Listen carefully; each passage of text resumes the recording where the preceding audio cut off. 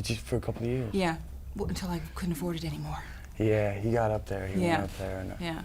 and I think now, at the time, Is Ivana doing it? I believe so. Oh, that's good. That's But good. I think at the time it was to pay for some of these. Yeah. Yeah. God love him. Great work on the accent. Good, Very thank impressive. you. I wonder how long it took you to master. It took me longer than most, I'm afraid. It's not my strong point. Yeah.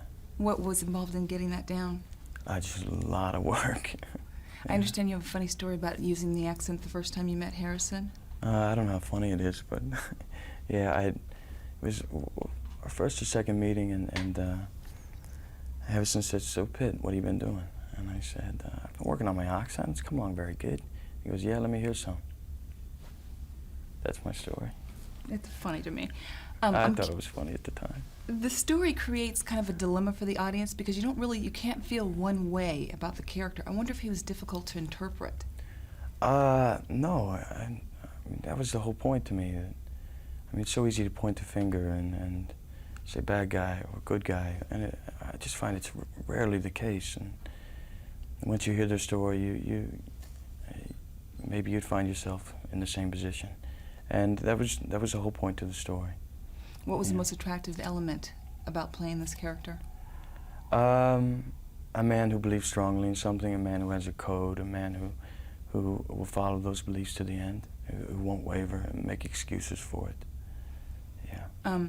Much has been written about the changes that were made in the script. I wonder how much input you had in the final product. I was given a lot of input, and that's why I was disappointed kind of with all that, because we all worked very hard, and the positive side was I got to have a lot of input, and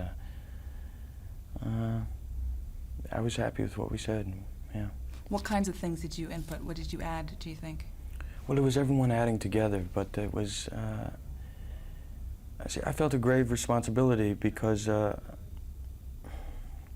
was speaking for people who have suffered from the troubles an entire lifetime, and I desperately did not want to get into any kind of trivialization or make it trite. Just wanted to, how would I be affected if this had been my life and I had suffered this kind of oppression?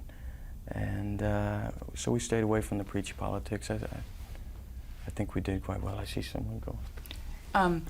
Between Harrison and you, the chemistry there is unmistakable. I wonder if it would have worked as well if it wasn't there. Do you know what I mean? No, I've always loved Harrison because of his integrity and just the simple common sense that comes across on screen, which seems to be so hard to grasp for a lot of people.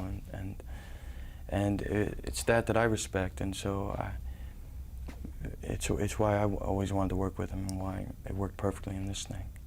Much has been written about this, both for celebrity reasons as well as political. Yeah. What are you going to take away from working on this film, what the experience did? You know,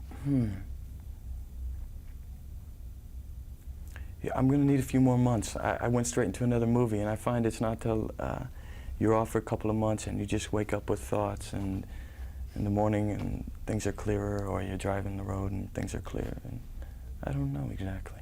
Always something, though. Just curious to know what that next part is that you're working on. Well, I just finished a thing called 7 Years in Tibet with Jean-Jacques Hano and David Doulis, and that's that. What are you playing in that? I play a mountain climber, an Austrian mountain climber. Great. It's nice to meet you. Okay, nice to meet you. Great actor, Brad.